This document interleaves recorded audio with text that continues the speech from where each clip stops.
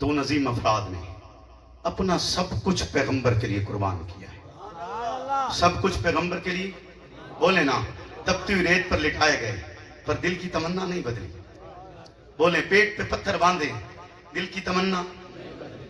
وطن چھوڑنا پڑا, کنبا قبیلہ چھوڑنا پڑا, 2 اونٹوں کے درمیان باندھ کر چیر دیے گئے پر دل کی تمنا. بولے دل کی تمنا. بولے نا. میرے اور آپ کے فقہ کا امام جنازہ جیل سے نکلا پر تمنا دل کی. بولے امام اعظم ابو حنیفہ کا جنازہ جیل سے نکلا ہے, دل کی تمنا. احمد بن حنبل نے کوڑے برداشت کیے, دل کی تمنا. امام مالک موقف پر ڈٹے ہے, دل کی تمنا. بولیے نا. مجدد الفسانی نے شہنشاہ اکبر کی بادشاہت کو جوتے کی نوک پہ رکھا ہے پر دل کی تمنا. بولیے دل کی تمنا بدلی نہیں. نہ بدلی. موقف بدلا. شاہ ولی اللہ کے دونوں ہاتھ گھٹوں سے بیکار کر دیے گئے پر دل کی تمنا نہیں بدلی. دل کی تمنا. شاہ عبدالعزیز کو جلا وطن کیا گیا, دل کی تمنا نہیں بدلی. عبدالشکور لکھنوی آواز بلند کرتے رہے, دل کی تمنا. عبدالستار توسوی نے کتنی زندگی گزاری اور دلائل کے پہاڑ ملت کفر کے سامنے رکھ چھوڑے پر دل کی تمنا. بولیے نہیں نہ بدلی. حق نواز جنگوی کو جھنگ کی گلیوں میں گھسیٹا گیا, حق نواز جنگوی کو الٹا لٹکا کر مارا جاتا رہا, ان کے جسم سے سگریٹیں بجھائی جاتی رہیں اور وزیر اعلیٰ وقت کا فون کر کے کہتے مجھے حق نواز کی چیخیں سناؤ. جواباً حق نواز کے منہ سے چیخیں نہیں نکلتی, محمد الرسول اللہ اور ان کے اصحاب کی مدح سرائی ہوتی ہے. موقف تبدیل نہیں کیا جاتا کیونکہ دل جس سے زندہ ہے وہ تمنا تمہیں تو ہو. اس راہ پر چلتے ہوئے اگر کوئی کٹھن مرحلہ آتا ہے, کوئی تکلیف دہ مقام آتا ہے, کوئی مصیبت آتی ہے, خلاق کے عالم سے پناہ چاہتے ہوئے اس راہ سے گزریں گے اور یہ کہہ کے گزریں گے فنا فی اللہ کی کہنے بقا کا راز مضمر ہے, جسے مرنا نہیں آتا اسے جینا نہیں.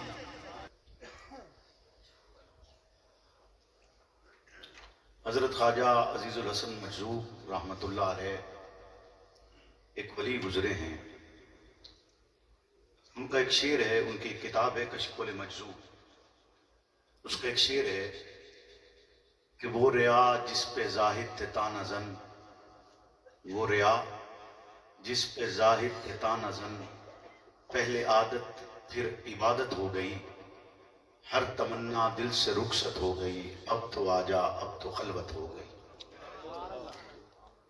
یعنی یہ شعر میں اس کی تشریح میں نہیں جاؤں گا, لیکن اس میں وہ ایک تمنا طلب کر رہے ہیں, خواہش کر رہے ہیں کہ ہر ایک خواہش جب دل سے نکل جاتی ہے تو پھر آپ آتے ہیں.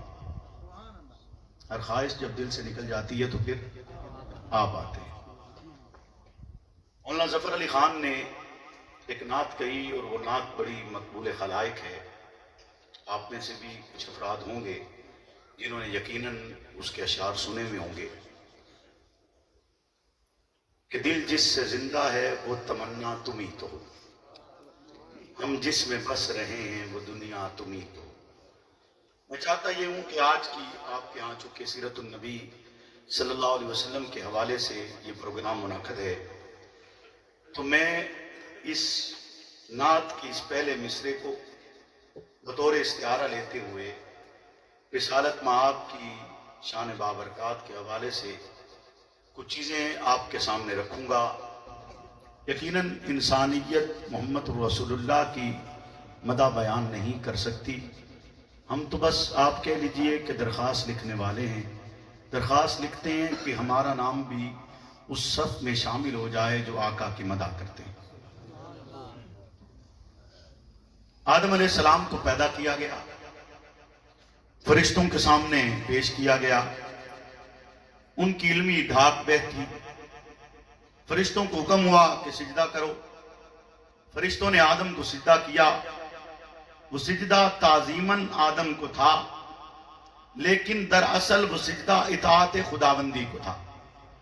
آدم جنت میں جاتے, حضرت حوا کی پیدائش ہوتی, حضرت حوا اور حضرت آدم کے درمیان نکاح ہوتا ہے، نکاح کی شرط ہے کہ اس میں مہر رکھا جائے، مہر مقرر کیا جائے اور مہر بتلایا جائے۔ مہر مقرر ہوا، اس لمحے میں آدم اور حوا کے نکاح کے دوران مہر درود ابراہیمی کو مقرر کیا گیا۔ آدم زمین پر اترے، زمین پر آئے، تنہا ہے، آدمی جنت سے نکلا ہو اور ایک بے آب و گیا سرزمین پر آیا ہو۔ آپ جنت کا منظر نامہ اپنے علماء سے سن چکے ہیں، میں اس کی وضاحت نہیں کروں گا۔ چشم تصور میں جنت کا منظر بھی رکھیے اور بے آباد زمین کا منظر بھی رکھیے، اور اس بے آباد زمین پر آدم آتے ہیں اور اس لمحے میں ایک تنہائی محسوس کرتے ہیں۔ جب تنہائی محسوس کی اور سوچا کہ آیا یہ زمین آگے کس طرح چلے گی، کتنی بسے گی، کب تک چلے گی، جبریل پھر آسمان سے اترے، زمین پر آئے، اذان دی۔ اذان میں جب الفاظ ادا کیے، اشہد ان محمد رسول اللہ، یہ الفاظ سننے کی دیر تھی۔ آدم کہتے ہیں کہ میرے دل میں سکون اترا کہ یہ زمین بسے گی، کیونکہ اس پر محمد کا نام لیا گیا ہے۔ وقت گزرتا گیا، آدم اس دنیا سے رخصت ہونے لگے۔ رخصت ہوتے ہوئے اپنے بیٹے شیش کو وصیت کرتے ہیں۔ شیش آدم کی پہلی اولاد ہے، شیش آدم کی جنتی اولاد ہے، شیش اس زمین پر اللہ کے پہلے رسول ہیں۔ ان سے پہلے رسول کوئی نہیں، آدم فقط نبی تھے، رسول نہیں تھے۔ پہلے رسول حضرت شیش ہیں۔ شیش کو وصیت کرتے ہوئے حضرت آدم کہتے ہیں کہ جس لمحے میں زندگی گزارتے ہوئے تمہیں مشکل پیش آئے، پریشانی آئے، دل بے سکون ہو، تم نے محمد کا نام لے کر رب سے دعا کرنی ہے، رب تمہاری دعا کو قبول کرے گا۔ جواباً شیش کہتے ہیں ابا جان بتلائیے یہ محمد کون ہے؟ آدم کہتے ہیں میری آنکھ کھلی تھی، میں نے عرش بری پر محمد کا نام لکھا ہوا دیکھا تھا۔ میں جنت میں گیا، جنت کے ہر ایک مقام پر میں نے محمد کا نام لکھا ہوا دیکھا۔ میں نے ملائکہ کی آنکھوں میں محمد کا نام لکھا ہوا دیکھا ہے۔ میں نے سدرۃ المنتہا کے پتے پتے پر محمد کا نام لکھا ہوا دیکھے۔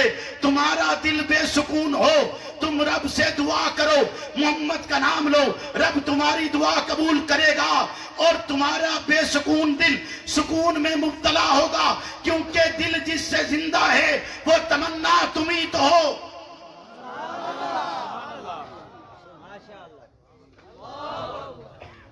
کیونکہ دل جس سے زندہ ہے، بولیے نا، دل جس سے زندہ ہے وہ تمنا۔ نوح علیہ السلام اللہ کے نبی ہیں، ایسے نبی جنہیں آدم ثانی کہا جاتا ہے۔ نوح وہ نبی جنہوں نے 2500 سال کی زندگی پائی ہے۔ نوح وہ نبی جن کے 950 سال رب کی راہ میں تبلیغ کرتے ہوئے گزرے ہیں۔ نوح علیہ السلام اللہ کے نبی ہیں۔ یاد رکھیے گا، نبی کی تبلیغ کے نتیجے میں اگرچہ ایک فرد بھی ایمان لے کر نہ آئے، تب بھی نبوت پر سوال نہیں اٹھایا جا سکتا۔ نبوت پوری دیانت کے ساتھ، پوری امانت کے ساتھ، پوری محنت کے ساتھ، پوری جد و جہد کے ساتھ رب کا پیغام پہنچاتی ہے۔ نوح علیہ السلام اللہ کے نبی ہیں۔ وقت گزرتا گیا، بالآخر رب سے دعا کرتے ہیں کہ اب یہ مخلوق ماننے کے لیے تیار نہیں ہے، اسے ختم کر دیا جائے، میڈیا میٹ کر دیا جائے۔ جبریل امین آسمان سے اترتے ہیں، آ کر طریقہ بتلاتے ہیں، تربیت کرتے ہیں کہ اس طرح آپ نے کشتی بنانی ہے جسے کشتی نوح کہا جاتا ہے۔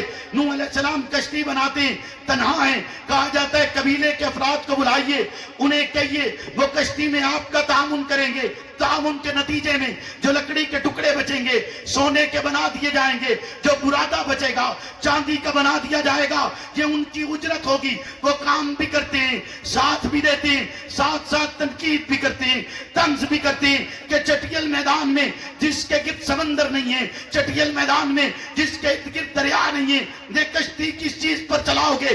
لیکن نوح رب کے حکم سے بناتے۔ نبی کا یقین عام آدمی کے یقین جیسا نہیں ہوتا۔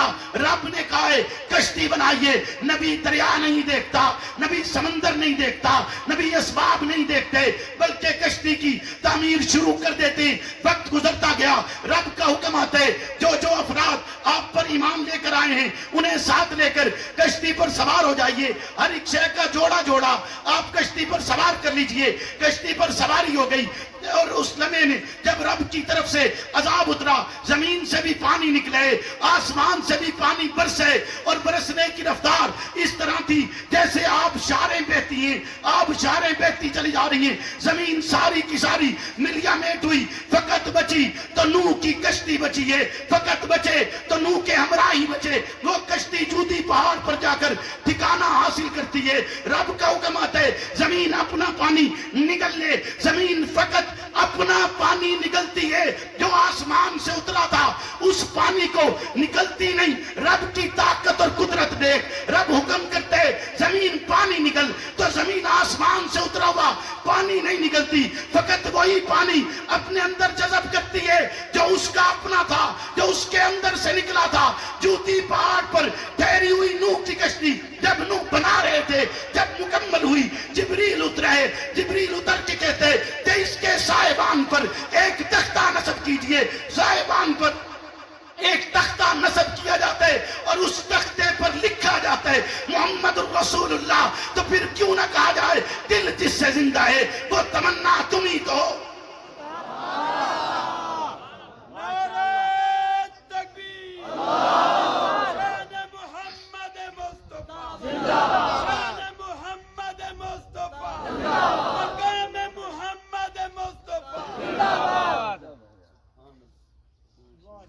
توجہ ہے جی، بولے نا، دل جس سے زندہ ہے وہ تمنا تم ہی تو ہو۔ ابراہیم اللہ کے نبی ہیں، نام سنا ہوا ہے آپ نے، ان کو جانتے بھی ہیں، واقفیت بھی ہے آپ کی۔ نوح حضرت ابراہیم کی قربانیاں بھی آپ کو اندازہ ہیں کہ حضرت ابراہیم نے کتنی قربانیاں دی ہیں۔ بولیے نا، قربانیوں کا بھی اندازہ ہے کہ نہیں ہے؟ اپنی اولاد قربان کرنے کے لیے تیار ہوئے۔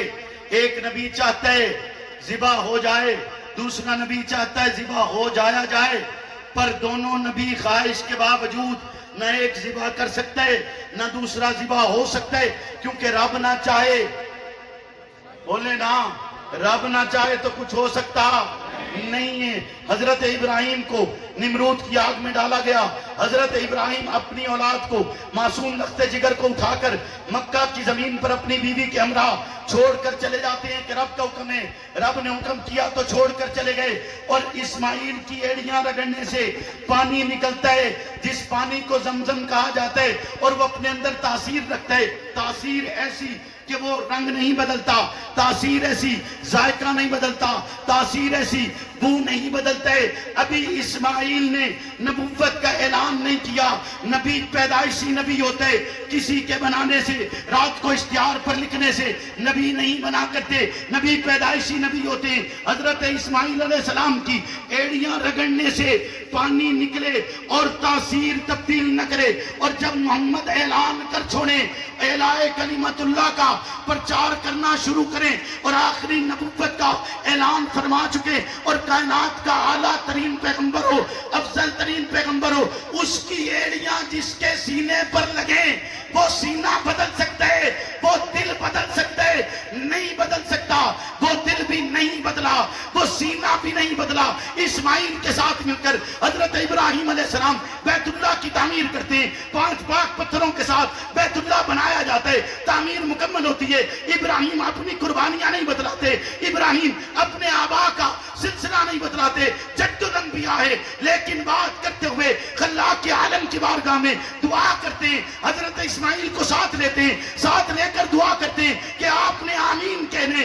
حضرت ابراہیم دعا کرواتے جا رہے ہیں، ایک نبی بھی دعا کر رہا ہے، دوسرا نبی بھی دعا کر رہا ہے، ایک خلیل اللہ ہے، دوسرا ذبیح اللہ ہے۔ مانگتے کیا ہیں، طلب کیا کرتے ہیں؟ کہتے ہیں اللہ تیرا گھر بنائے، اللہ تیرے لیے نمرود کی آگ میں کودے ہیں، اللہ تیرے لیے لخت جگر کو قربان کرنے کے لیے تیار ہوئے۔ طلب کیا کیے؟ اس مقام کو جہاں تیرا گھر بنائے امن عطا کر دے، اس مقام کو جہاں تیرا گھر بنائے بہترین معیشت عطا کر دے، اور اس مقام کے لیے ایک امام عطا کر جس امام کو محمد الرسول اللہ کہا جاتا ہے۔ پھر کیوں نہ کہا جائے دل جس سے زندہ ہے وہ تمنا تم ہی تو ہو۔ دل جس سے زندہ ہے، بولیے نا، دل جس سے زندہ ہے وہ تمنا تم ہی تو ہو۔ سلیمان علیہ السلام اللہ کے نبی ہے، نام سنا ہے نا آپ نے؟ سلیمان کی بادشاہت بھی سنی ہوئی ہے، اس کے چرچے بھی سنے ہوئے ہیں، ان کے حالات بھی سنے ہوئے ہیں۔ سلیمان دعا کرتے ہیں اللہ سے، اللہ جیسی بادشاہت مجھے عطا کر، نہ میرے بعد کسی کو دینا، نہ مجھ سے پہلے کسی اور کو دی ہو۔ ایسی بادشاہت جس میں چرند اور پرند بھی حکم مانتے، ایسی بادشاہت جس میں جنات بھی حکم مانتے، ایسی بادشاہت کہ ہوا بھی حکم مانتی ہے۔ پوری زمین پر جنہیں بادشاہت دی گئی ہے، سلیمان وہ بادشاہ بھی ہیں کہ جن کے لیے تانبے کا دریا بہایا جاتا ہے۔ سلیمان وہ بادشاہ ہیں کہ جن کے دور میں بڑے بڑے برتن بنائے جاتے ہیں۔ سلیمان وہ بادشاہ ہیں کہ جن کے دور میں روبوٹک انرجی کی بنیاد رکھی جاتی ہے۔ سلیمان علیہ السلام کا تخت اتنا بڑا، اتنا عالیشان، اتنا عظیم، اتنا بلند، اتنا بڑا تخت کہ اس پر 1000 کمرے ہیں، 700 پوشیدہ، 300 کمرے ظاہر، اور اس تخت پر سلیمان علیہ السلام کی کرسی لگتی ہے۔ جب سلیمان علیہ السلام کی کرسی لگتی، اس کے ارد انبیاء کی کرسیاں لگتی، اس کے پیچھے صلحاء علماء کی کرسیاں لگائی جاتی، جنات اس پہ بیٹھا کرتے، ہر قبیلے اور قوم کے سردار اس پر بیٹھتے، وہ تخت ہوا میں اٹھتا۔ آپ ذرا منظر نامے کا تصور کیجئے، سلیمان کا تخت ہو، ہوا میں اڑتا ہو، تخت پر 1000 کمرے ہوں، اتنا بڑا اور اتنا بلند ہو، اتنا عظیم الشان ہو۔ 1 ماہ کا سفر دن کے پہلے حصے میں کرے، 1 ماہ کا سفر دن کے آخری حصے میں کرے۔ اتنی بڑی بادشاہت، اتنی بڑی حکومت، اور پھر رب کی طرف سے نبوت بھی عطا ہو۔ وہ سلیمان اپنی کرسی پر بیٹھے، تخت سجا ہوا ہو، تخت ہوا میں اڑ رہا ہو، 7 نبی بیٹھی ہوں، اور ہر قبیلے کا فرد بھی بیٹھا ہوا ہو، غرض جنات سے ہو یا مخلوق کی دیگر اقسام سے ہو، وہ سب بھی سوار ہوں، تخت ہوا میں اڑ رہا ہے۔ سلیمان علیہ السلام کے ہاتھ میں ایک انگوٹھی تھی، جس انگوٹھی پر لکھا ہوا تھا، جبریل لے کر آئے تھے، آسمان سے اتر کر جبریل لے کر آئے ہیں۔ انگوٹھی سلیمان نے پہنی ہوئی ہے۔ 2 روایات ہیں، ایک روایت یہ ہے کہ اس انگوٹھی پر لکھا ہوا تھا اللہ لا الہ الا اللہ محمد عبدی و رسولی۔ دوسری روایت یہ کہ اس پر لکھا ہوا تھا لا الہ الا اللہ محمد الرسول اللہ۔ تو پھر کیوں نہ کہا جائے تو سلیمان دی بادشاہت بھی دیکھ، کیوں دے ہاتھ وچ پائی ہوئی انگوٹھی تے نام محمد بھی دیکھ، پھر کیوں نہ کہا جائے دل جس سے زندہ ہے وہ تمنا تم ہی تو ہو۔ نعرہ تکبیر، تاجدار ختم نبوت، تاجدار ختم نبوت، شان محمد مصطفیٰ، شان احمد مجتبی، نعرہ تکبیر۔ موسیٰ علیہ السلام اللہ کے نبی ہیں جی، ہے نا نبی؟ بولیے نا، ہے نا نبی؟ کیسے مولانا ابو بکر صاحب ہے نا نبی؟ بولے نا، ہے نبی؟ مندے ہو کہ کوئی نہیں مندے جی؟ سارے مندے ہو۔ موسیٰ اللہ کے نبی ہیں۔ آقا معراج پہ گئے تو موسیٰ رونے لگ پڑے، ملے تو رونے لگ پڑے، آسمانوں حضرت محدث عبدالحق دل بھی لکھتے ہیں کہ رونے لگ پڑے۔ آقا واپس پلٹے، پوچھا موسیٰ روتے کیوں؟ کہا آپ آئے تو ہمارے بعد میں ہیں، پر آپ نے مرتبہ ہم سے بہت بلند پایا۔ مرتبہ آپ نے ہم سے، موسیٰ علیہ السلام کے زمانے میں موسیٰ پر اترنے والی کتاب جانتے ہیں نا کون سی ہے جی؟ کون سی ہے جی؟ اونچا اونچا، تورات۔ موسیٰ علیہ السلام کے زمانے میں ایک شخص مر گیا، مرنے کے بعد ہوتا کیا ہے جی؟ جنازہ ہوتا ہے، دفن کیا جاتا ہے۔ لوگوں نے اسے اٹھایا اور کوڑا کرکٹ پہ پھینک دیا، اٹھایا اور کوڑا کرکٹ پہ پھینک دیا۔ کیوں؟ اس لیے کہ اس نے 200 سال رب کی نافرمانی میں گزارے تھے۔ کتنے سال؟ 200 سال رب کی۔ حضرت جلال الدین سیوطی نے یہ واقعہ لکھا ہے کہ 200 سال رب کی نافرمانی میں گزارے۔ کتنے؟ 200 سال۔ موسیٰ کون ہے؟ کلیم اللہ بھی ہے، کلیم اللہ بھی ہے نا۔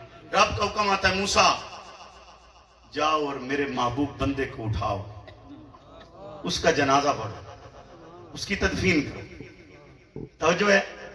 بولے نا، توجہ ہے جی؟ موسیٰ نبی کیسے؟ نبی کیسے کہ عصا پھینکتے ہیں اژدہا بنتا ہے، عصا پھینکتے ہیں دریا رستے دیتے ہیں. بولیے نا. موسیٰ علیہ السلام کے صرف عصا میں 1000 معجزات تھے. موسیٰ کا عصا ہوا میں لے کر انہیں اڑتا بھی تھا. موسیٰ کے عصا پر پھل بھی لگتے تھے. موسیٰ کا عصا سایہ بھی کرتا تھا. فقط نسبت پیغمبر کی بات ہے نا. لکڑی تو وہی ہے جو پہلے بھی موسیٰ کے ہاتھ میں تھی. جب نبوت کا اعلان ہوا اور نسبت پیغمبر عطا ہوئی تو اس کی تبدیلی ہوئی کہ نہیں ہوئی؟ بولیے نا. عصا لکڑی کا ٹکڑا پیغمبر کی نسبت اختیار کرے تو بدل جائے. بولو نا. پیغمبر کی نسبت اسے عطا ہو، وہ اپنی تاثیر بدل دے. لیکن یہ میرا موضوع نہیں ہے، آج میں استقبال نہیں کرنی. توجہ ہے آپ کی.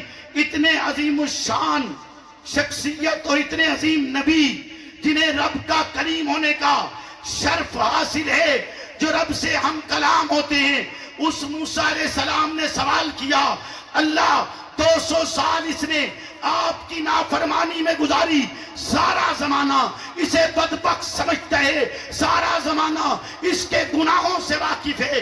یہ کسی کے سامنے کوئی اچھا شخص نہیں تھا، سب جانتے ہیں تیرا نافرمان ہے. خلاق کے عالم کی طرف سے جواب سنیے. پہلے اس سے کچھ قبل تھوڑی سی تمہید بتلانا چاہتا ہوں کہ محمد وہ ہیں جن کو پہلے آسمان پر احمد کہا گیا، دوسرے آسمان پر مجتبی کہا گیا، تیسرے آسمان پر مرتضی کہا گیا، چوتھے آسمان پر مزکا کہا گیا، پانچویں آسمان پر مجیب کہا گیا، چھٹے آسمان پر مظہر کہا گیا، ساتویں آسمان پر مقرب کہا گیا، جنہیں عرش پری پر حبیب کبریا کہا جاتے، جنہیں رب کی کرسی پر رسول اللہ لکھا جاتے، جنہیں آل جہنم پکاریں عبد الجبار کہتے ہیں، جنہیں آل جنت پکاریں عبد الکریم کہتے ہیں، جسے رب نے انجیل میں فاروق کہا ہے، جسے رب نے زبور میں عاقب کہا ہے. رب کہتے ہیں موسیٰ تیری کتاب میں محمد کا تذکرہ ہے. رب نے تابا تابا کہہ کر،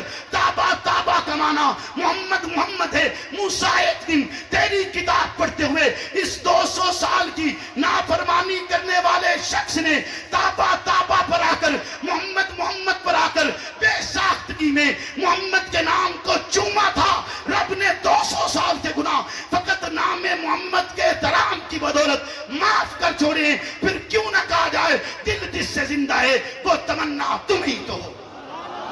نعرہ تکبیر. شان محمد مصطفیٰ، شان محمد مصطفیٰ، مقام محمد مصطفیٰ، کائنات کی جان محمد مصطفیٰ. نعرہ تکبیر. توجہ ہے. بولے نا. آپ بڑے خوش قسمت لوگ ہیں، یقین مانیے آپ بہت خوش قسمت لوگ ہیں. اور میرا تو ایک ویسے ماننا ہے کہ اکثر کہا جاتا ہے، آپ جو مولوی لوگ ہیں نا، ہمارے لیے لفظ استعمال ہو جاتا ہے جی یہ دیندار ہے. اور جو افراد سارا دن معیشت کے حوالے سے کام کرتے ہیں، محنت کرتے ہیں، ان کو کہا جاتا ہے دنیا دار ہے. ایسے ہی ہے نا؟ کیا کہا جاتا ہے؟ دنیا دار. لیکن میرا اس بارے میں نظریہ مختلف ہے. ہو سکتا ہے آپ کو اختلاف ہو تو بھائی مہربانی کرے میں فتویٰ نہ لگیا. لیکن میرا اس بارے میں اختلاف یہ ہے کہ جس شخص نے لا الہ الا اللہ محمد رسول اللہ پڑھا ہے وہ دیندار ہے، اس کے پاس دین ہے نا. اور یاد رکھیے گا جب تقوی کی بات آتی ہے تو متقی ہر وہ شخص ہے جس نے لا الہ الا اللہ کہا. ہر وہ شخص متقی ہے. آگے تقوی کے درجات ہیں، جیسے جیسے محنت کرتے جائیں اتنی بلندی میں چلی جاتی ہے. نمبر ہے نا بھئی تساں یہ تو پتہ ہے بھئی تساں 5 نمبر والے مسلمان بننا ہے یا 100 نمبر والے مسلمان بننا ہے، یعنی آگے تو نمبر ہے نا اس کے. توجہ ہے. لہذا میں یہ سمجھتا ہوں کہ آپ میں سے کوئی بھی جتنے لوگ یہاں آئے بیٹھے آقا کی بات سننے کے لیے آئے ہیں، لا الہ الا اللہ محمد رسول اللہ پڑھتے ہیں، آپ دیندار ہیں، دنیا دار نہیں. اور ویسے بھی یہ دنیا دار نو منٹ دیندار واسطے جڑیاں مشکلات ہیں وہ بھی انہوں نے پتہ ہے. یہ گل ہے نا. آپ سارا دن محنت کرتے ہیں، پھر ان کو اپنے حلال پاک مال میں سے ان کو صدقات اور خیرات دیتے ہیں کہ وہ دین کی محنت کرتے رہیں، ہدیہ دیتے ہیں کہ دین کی محنت کرتے رہیں، اس کے لیے کام کرتے رہیں. اللہ رب العزت آپ کو اس پر جزا عطا فرمائے. خیر میں بات کر رہا تھا آپ بہت خوش قسمت ہیں, آپ بہت خوش قسمت ہیں. حضور نے فرمایا ایک دن آپ پہاڑی کی چوٹی پر کھڑے ہیں اور رو رہے ہیں. صحابی آتے ہیں, آ کر کہتے ہیں اللہ کے نبی کیوں رو رہے ہیں؟ آقا کہتے ہیں اس لیے رو رہا ہوں کہ مجھے اپنے بھائی یاد آ رہے ہیں. وہ کہتے ہیں ہم آپ کے بھائی نہیں. آپ نے فرمایا آپ میرے ساتھی ہیں, لیکن میرے بھائی وہ ہیں جنہوں نے مجھے دیکھا نہیں ہے پر مجھ پر ایمان لے کر آئیں گے. مجھے دیکھا نہیں پر مجھ پہ ایمان لے کر آئیں گے. حضور کہتے ہیں مبارک ہے اس شخص کے لیے جس نے مجھے دیکھا اور ایمان لے کر آیا, اور 7 مرتبہ مبارک ہے اس کے لیے جس نے مجھے دیکھا نہیں اور ایمان لے کر آیا. دیکھا نہیں اور ایمان لے کر آیا. حضور معراج کی شب جب خلاق کے عالم کی بارگاہ میں پہنچے تو خالق نے کہا محمد قریب ہو جائیے. آپ قریب ہوئے, ارشاد باری تعالیٰ ہوا قریب تر ہو جائیے. آپ قریب تر ہوئے تو ارشاد باری تعالیٰ ہوا اے محمد اگر آپ کو آخری رسول بنا دوں تو آپ ناخوش تو نہیں ہوں گے؟ آقا نے جواب میں کہا میرے پروردگار نہیں. پھر ارشاد باری تعالیٰ ہوا کہ اگر آپ کی امت کو آخری امت بنا دوں تو آپ ناخوش تو نہیں ہوں گے؟ آقا نے جواب میں کہا میرے پروردگار نہیں. تو اللہ رب العزت نے ارشاد فرمایا کہ آپ کی امت کو آخری امت بنایا ہے, انہیں میرا سلام دے دیجئے گا, جن کی بدولت آپ تک خالق ارض و سما کا سلام آیا ہے. آپ کتنے خوش قسمت لوگ ہیں؟ بولے نا خوش قسمت ہیں یا نہیں ہیں؟ ہیں نا خوش قسمت ہے. تو اس خوش قسمتی میں تھوڑا اضافہ کریں جی, بولے نا تھوڑا اضافہ کریں. تو سب کو لنگر پکایا ہوا ہے باقر صاحب پکایا ہوا ہے, لنگر بھی پکے ہوئے ہیں جی. اور یاد رکھیے گا میرا یہ بھی ماننا ہے کہ لنگر جب پکتے ہیں نا, کوئی خیرات کا انتظام کرتا ہے یا ویسے مہمانوں کے لیے کوئی خدمت کا انتظام کرتا ہے, تو یہ نصیب آپ کا نہیں ہوتا, یہ نصیب اس کا ہے. یہ نصیب بولو نا بات سمجھ آ رہی ہے. ایک سوال ہی ہے, سائل وہ کسی کے پاس گیا, اس نے کہا مجھے 100 روپیہ دو. اس نے جواب میں دے دیا 50. جواب میں کتنا دیا 50. اب سوال ہی ہے, وہ تو ہر دروازے پہ جائے گا, رات کو ہو سکتا ہے اس کے 1000 ہو جائے. بات سمجھ آ رہی ہے, اس کے 1000 ہو جائے, لیکن تیرے اور میرے حصے میں کیا آیا 50. اسی طرح دینے والے کے حصے میں کیا آتا ہے؟ دینے والے کے حصے میں جو آتا ہے وہ اس کا نصیب ہے, لینے والے کا نصیب نہیں ہوتا. گل میری نہیں سمجھے تساں؟ لین والے دا نصیب نہیں ہوندا, دین والے دا نصیب ہوندا ہے. نہیں سمجھیا گل جی؟ لین والے دا نصیب ہے, دین والے دا نصیب نہیں. دین والے دا نصیب ہے, لین والے دا نصیب نہیں ہے. اس پہ بھی پھر بات کریں گے. یہ گلاں تساں یاد رکھنی ہیں, مڑ جدن موقع ملیا انشاءاللہ انہاں تے گلاں کرساں. توجہ ہے آپ کی کہ آپ کتنی خوش قسمت ہے. تو ایک ارادہ کریں, ایک نیت کریں. لنگر آپ کے لیے پکا ہے, آپ کھا کے جائیے گا. اور کس ہاتھ سے کھائیں گے؟ ہاتھ کھڑا کر کے بتائیں کس ہاتھ سے کھائیں گے. جس ہاتھ سے کھانا ہے وہ ہاتھ کھڑا کریں, سجے ہاتھ نہ. کیوں کھائیں گے سیدھے ہاتھ سے؟ کیونکہ عادت ہے کھانے کی. یہی وجہ ہے نا, کیونکہ کھانے کی عادت ہے. سچی دسیا ہے کتنے بندے بیٹھے ہو جیڑے سجے ہاتھ نال روٹی روز کھاندے تے نیت اے کر دیو میں کہ آقا دی سنت ہے جی, اگے کر دیو نیت. ماشاءاللہ کیا بات. آئندہ بھی کرنی, نال بسم اللہ بھی بولو, بسم اللہ بھی, اور آقا دی سنت نو زندہ بھی, سنت نو زندہ بھی. آقا معراج پہ جب گئے تھے نا تو خالق کی بارگاہ میں عرض کی کہ پروردگار میں اس کائنات میں جو کچھ ہے تیرے لیے چھوڑ کے آیا. تو جواب یہ تھا کہ محمد میں نے آپ کو اور آپ کے سوا جو کچھ بنایا ہے آپ کے لیے بنایا. آپ اور آپ کے سوا جو کچھ بنایا ہے آپ کے لیے بنایا ہے. عیسیٰ علیہ السلام اللہ کے نبی ہیں, رب کی کتاب انجیل ان پر اتری ہے. عیسیٰ وہ نبی جنہیں مردوں کو زندہ کرنے کا معجزہ عطا ہوا. عیسیٰ وہ نبی جو لا علاج بیماریوں کی مسیحائی کریں. عیسیٰ وہ نبی جو مردوں کو زندہ کرنے کا ملکہ جنہیں عطا ہوتا ہے کہ رب کے حکم سے آپ مردے زندہ کریں گے. وہ عیسیٰ علیہ السلام مادرزاد اندھوں کو بینا کرنے والے عیسیٰ علیہ السلام رب کے حکم سے کرتے ہیں, رب سے دعا کرتے ہیں اللہ اپنی خوش قسمتی دیکھیے. وہ دعا کرتے ہیں وقت کے نبی ہیں, رسول ہیں, رب کی کتاب اتری ہے, آسمانی کتاب اتری ہے, انجیل جس پہ نازل ہوئی ہے, اتنے معجزات عطا ہوئے, کمالات عطا ہوئے. وہ عیسیٰ رب سے دعا کرتے ہیں اللہ مجھے محمد کا امتی بنا. جواب آتا ہے آپ کی نبوت کا زمانہ کم کر دیا جائے گا. جواب بن عیسیٰ کہتے ہیں نبوت کا زمانہ کم ہو جائے, محمد الرسول اللہ کا امتی بنا دیا جائے, اور عیسیٰ آئیں گے آقا کے امتی بن کر, عیسیٰ آئیں گے آقا کے تابعدار بن کر, عیسیٰ آئیں گے محمد الرسول اللہ کی شریعت کو آگے بڑھانے کے لیے, عیسیٰ آئیں گے آقا کے صحابی بن کر, کیونکہ انہوں نے معراج کی رات میں آقا کی زیارت بھی کی ہے. تو پھر کیوں نہ کہا جائے کہ دل جس سے زندہ ہے وہ تمنا تمہیں تو ہو, کہ جن کی بدولت اتنا کچھ عطا ہوا. کیوں نہ کہا جائے کہ دل جس سے زندہ ہے وہ تمنا تمہیں تو ہو. حضرت ابو بکر اس دنیا سے رخصت ہوئے, حضرت عمر فاروق آپ کے گھر جاتے ہیں, جا کر سوال کرتے ہیں یہ چٹائی جو بچھی ہوئی ہے یہ آرام کرنے کی جگہ ہے. ابو بکر صدیق اس پر آرام کرتے ہیں, اور اوپر چھت پر جلنے کے نشانات ہیں. بتلایا جائے جلنے کے نشانات کی وجہ کیا ہے؟ یہاں پر نیچے چولہا نہیں ہے, پھر کس لیے؟ ایسے لگتا ہے جیسے یہاں دھواں اٹھتا رہا اور اوپر نشانات بنتے رہے. گھر والے کہتے ہیں نہیں بتلایا جا سکتا. جواباً عمر بن خطاب کہتے ہیں ہو نہیں سکتا, میں ان کے بعد جانشین ہوں, ان کے بعد ان کے نظام کو آگے لے کر چلنے والا ہوں, کیسے ہو سکتے؟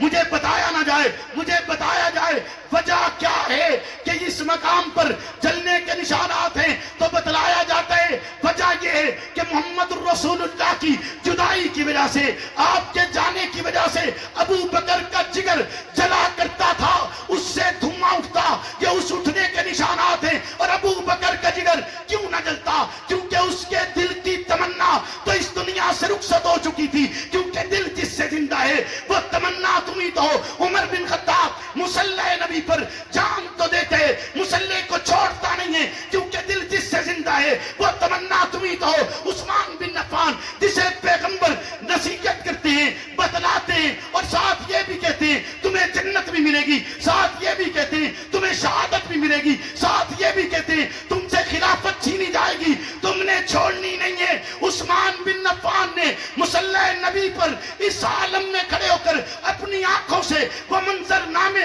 اور تکلیف دہ منظر نامے دیکھے, لیکن عثمان بن عفان نے پیغمبر سے جو وعدہ کیا اس سے روگردانی نہیں کی. 40 دن کی بھوک اور پیاس برداشت کرنے کے بعد عثمان بن عفان بالآخر جان آفری کے سپرد کرتے ہیں, پر محمد کی بات سے روگردانی نہیں کرتے, کیونکہ دل جس سے زندہ ہے وہ تمنا تمہیں تو ہو. علی المرتضیٰ مصلی پر جان دیتے کیونکہ دل جس سے زندہ ہے وہ تمنا تمہیں تو ہو. حسین ابن علی کربلا کے میدان میں کھڑے ہو کر خون آنکھوں میں دے کر آسمان کی طرف اچھال کر الفاظ ادا کرتے ربا تو راضی ہے نا کہ تیری اس رضا کے لیے جان دیے, تیری اس رضا کے لیے اولاد قربان کیے, کیونکہ نبوت نے تربیت دی تھی, نبوت نے سکھایا تھا دل جس سے زندہ ہے وہ تمنا تمہیں تو. نعرہ تکبیر, شان محمد مصطفیٰ, شان صحابہ, شان صحابہ, مصطفیٰ کا ہم سفر, گلی گلی نگر نگر, گلی گلی نگر نگر, نعرہ تکبیر. تقریر میں تو حضرت پوچھے حضرت دی تکلیف دا بھی احساس ہے تے گفتگو خیر مکانے ہیں, آج اس مکانے ہیں, پھر انشاءاللہ آہستہ آہستہ ایک آپ سے نسبت بنے گی, ربط بنے گا تو آپ کو بھی سمجھ آئے گا, مجھے بھی سمجھ میں آئے گا کہ آپ سنتے کیسے ہیں, ہم سناتے کیسے ہیں. توجہ ہے آپ کی؟ بولیے نا. اللہ اکبر. تو عظیم افراد نے اپنا سب کچھ پیغمبر کے لیے قربان کیا ہے, سب کچھ پیغمبر کے لیے. بولے نا تپتی ہوئی ریت پر لٹائے گئے پر دل کی تمنا نہیں بدلی. بولے پیٹ پہ پتھر باندھے دل کی تمنا, وطن چھوڑنا پڑا, کنبا قبیلہ چھوڑنا پڑا, 2 اونٹوں کے درمیان باندھ کر چیر دیے گئے پر دل کی تمنا. بولے دل کی تمنا. بولے نا میرے اور آپ کے فقہ کے امام जनाजा जेल से निकला पर तमन्ना दिल की, बोले इमाम आजम अबू हनीफा का जनाजा जेल से निकला है, दिल की तमन्ना। अहमद बिन हंबल ने कोड़े बर्दाश्त किए, दिल की तमन्ना। इमाम मालिक मुवक्कफ पर डटा है, दिल की तमन्ना। बोलिए ना, मुजद्दिद अल-अफ़सानी ने शहंशाह अकबर की बादशाहत को जूते की नोक पे रखा है, पर दिल की तमन्ना। बोलिए, दिल की तमन्ना बदली? नहीं, न बदली। मुवक्कफ बदला, शाह वलीउल्लाह के दोनों हाथ घुट्टों से बेकार कर दिए गए, पर दिल की तमन्ना नहीं बदली। दिल की तमन्ना, शाह अब्दुल अजीज को जिला वतन किया गया, दिल की तमन्ना नहीं बदली। अब्दुल शकूर लखनवी आवाज बुलंद करते रहे, दिल की तमन्ना। अब्दुल सत्तार तौंसवी ने कितनी जिंदगी गुजारी और दलाइल के पहाड़ मिल्लत कुफ्र के सामने रख छोड़े, पर दिल की तमन्ना। बोलिए, नहीं न बदली। हक नवाज जंगवी को झंग की गलियों में घसीटा गया, हक नवाज जंगवी को उल्टा लटकाकर मारा जाता रहा, उनके जिस्म से सिगरेटें बुझाई जाती रहीं, और वजीर आला वक्त का फोन करके कहते हैं मुझे हक नवाज की चीखें सुनाओ। जवाबन हक नवाज के मुंह से चीखें नहीं निकलती, मोहम्मद रसूलुल्लाह और उनके असहाब की मदा सराई होती है। मौक़िफ़ तब्दील नहीं किया जाता, क्योंकि दिल जिससे जिंदा है वो तमन्ना तुम्ही तो हो। इस राह पर चलते हुए अगर कोई कठिन मरहला आता है, कोई तकलीफ दे मकाम आता है, कोई मुसीबत आती है, खल्ला के आलम से पनाह चाहते हुए उस राह से गुजरेंगे और ये कह के गुजरेंगे, फना फिल्लाह की कहने बका का राज मुज़मिर है, जिसे मरना नहीं आता उसे जीना नहीं। नारे तकबीर,